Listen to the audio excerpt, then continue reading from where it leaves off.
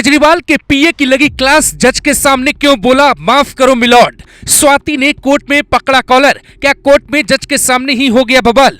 Court में विभो के पास पहुंची स्वाति, आंखें गुस्से से लाल, कांप रही थी आवाज। विभो कोर्ट में भी बोला स्वाति जज साहब के सामने उड़ रही है, कर देंगे शांत। शीर्ष महल में स्वाति मालीवाल के साथ जो हुआ उसका आज लाइव प्रसारण कोर्ट रूम के भीतर भी किया गया, लेकिन इस बार कोर्ट रूम में लाइव प्रसारण के दौरान स्वाति नहीं बल्कि केजरीवाल के पीए विभो कुमार थे। और ये दावा किया जा रहा है कि आज पीए विभो कुमार के साथ कोर्ट रूम में बहुत बड़ा कांड हो गया।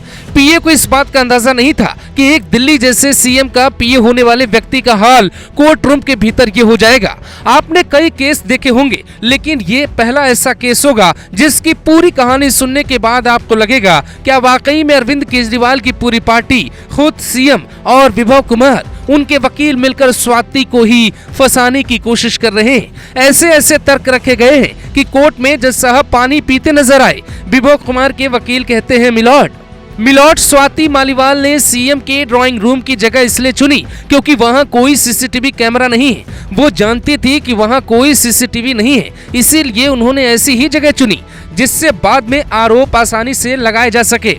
वकील ने कहा कि स्वाति की याचिका सुनवाई योग्य है और ये कोर्ट का क्षेत्राधिकार है कि वो कैसी और कब तक की सुनवाई करता है। विभो के वकील स्वाति का बयान पहले जज के सामने पढ़ते हैं, फिर वो कहते हैं सर मैं आपसे कुछ अब बताना चाहता हूँ। वकील दावा करते हैं मिलॉर्ड स्वाति ने विभो कुमार को कॉल किया।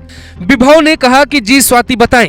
वो आने की कहती है, लेकिन ये नहीं कहती है कि सीएम आवास में वो मुख्यमंत्री से मिलना चाहती है। स्वाति कहती है कि वो अभी नहीं आ सकती और अचानक से वो पहुंच जाती है। विभो कुमार उन्हें मैसेज करते हैं क्या आप आ रही हैं, लेकिन स्वाति का कोई जवाब तक नहीं आता है। एक व्हाट्सएप मैसेज भी भेजा। वो ये नहीं बता रही हैं कि क्या वो सीएम के बुलावे पर उनसे मिलने आई है या अपनी मर्जी से आ रही है। उन्होंने जो किया वो अतिक्रमण के सामान है। क्या कोई ऐसे कहीं भी घुस सकता है? ये सीएम का आवास है। मिलॉर्ड आप जानते हैं कि कोई सांसद बन जाने से आपको कोई कुछ भी करने का लाइसेंस नहीं मिल जाता। उनकी तरफ से उकसाया गया कि एक सांसद को बाहर इंतजार करवाओगे क्या? विभो के वकील ने सवाल उठाते हुए कहा कि पुलिस ने सुरक्षा कर्मचारियों द्वारा बनाई गई रिपोर्ट की अनदेखी क्यों की है? ये कैसी जांच है? वो परेशानी पैदा करने के पूर्व निर्धारित इरादे से आई थी। वो बार बार आती रहती हैं। मिलॉर्ड इसका मतलब ये तो नहीं कि उन्हें अतिक्रमण करने का अधिकार मिल गया है।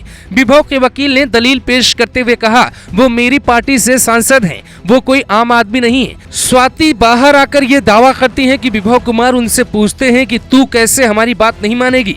कौन सी बात? कोई बातचीत नहीं हुई मिलॉर्ड। उन्होंने ये कहा कि वो सीएम से नहीं मिल सकी। वो कहती हैं कि विभो आ जाता है और उन्हें थप्पड़ मारने लगता है। कोई ऐसा क्यों करेगा मिलॉर्ड? इतना कहने का मौका ही कहाँ था? उन्होंने तो कोई मौका ही नहीं दिया। स्वाति जो कुछ बता रही है उसे सच भी मान लिया जाए तो मिलॉर्ड क्या आप उनसे पूछेंगे कि उनके पास इसे साबित करने के लिए कौन से सबूत हैं और वो किस आधार पर कहती हैं कि आरोपी का इरादा गैर इरादतन हत्या करने का था? क्या सीएम आवास पर इतनी सुरक्षा के रहते कोई इस तरह का अपराध कर सकता है? करीब 3 से 4 दिन के अंतराल के बाद मेडिकल जांच हुई। दिल्ली पुलिस के बनाए हुए काफी केस देखे, लेकिन ऐसा केस नहीं देखा। यहाँ पुलिस द्वारा गैर इरादतन हत्या का मामला कैसे बनाया जा सकता है? उनका तर्क है कि विभो वहां मौजूद थे क्योंकि स्वाति मालीवाल ने उन्हें बुलाया था।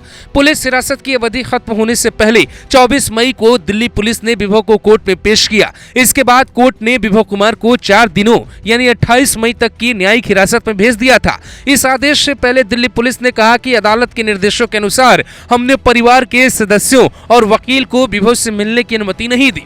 लेकिन कुछ देर के बाद कोर्ट रूम में दोबारा ड्रामा शुरू हो गया और विभो कुमार के वकील फिर कहते हैं न्यायिक हिरासत या पुलिस हिरासत दोनों ही आरोपी की स्वतंत्रता को प्रभावित करते हैं। किसी भी चीज की मांग उचित होनी चाहिए। न्यायिक हिरासत 14 दिन की होती है, लेकिन पुलिस 4 दिन की ही न्यायिक हिरासत की मांग कर रही है। विभो ने मुझे 7-8 थप्पड़ मारे। न्यूज एजेंसी ANI को दिए इंटरव्यू में स्वाति ने अपने साथ हुई घटना के बारे में सब कुछ बताया। उन्होंने कहा मैं 13 मई को 9 बजे के करीब अरविंद केजरीवाल से मिलने उनके आवास पर गई थी। मुझे वहां कर्मचारियों ने ड्राइंग रूम में बैठाया, बताया कि अरविंद जी घर पर हैं, वो मुझसे मिलने आ रहे हैं। इतने में विभो कुमार जो उनके पीए थे वो वहां पे दंदनाते हुए आते हैं। मैं उनसे बोला कि क्या हुआ, अरविंद जी आ रहे हैं क्या? इतनों में ही उन्होंने हाथ छोड़ दिया। स्वाति मालीवाल ने कहा विभो ने मुझे 7-8 थप्पड़ मारे, पूरी जोर से मारे। जब मैंने उन्हें पुश करने की कोशिश की तो उन्होंने मेरा पैर पकड़ लिया और मुझे नीचे घसीट लिया।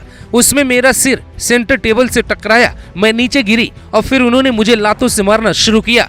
मैं बहुत जोर जोर से चीख कर हेल्प मांग रही थी, लेकिन कोई मदद के लिए आगे नहीं आया। लेकिन स्वाति ये बात कैसे साबित करेंगी? मिलॉर्ड क्या इनकी बातों को सुनकर आपको लगता है कि इसमें कोई सच्चाई होगी? ये बात कोर्ट में जज के सामने कही गई। हालांकि केजरीवाल की पूरी टीम स्वाति को ही कटघरे में खड़ा करना चाहती है, लेकिन सच ये है कि केजरीवाल की पार्टी, खुद अरविंद केजरीवाल और विभो कुमार के पीए कुछ भी कहें, लेकिन देश का संविधान भी है जो उन्हें उनकी मर्यादा को सिखा सकता है। और कोर्ट रूम में अभी बहुत ड्रामा होना बाकी है।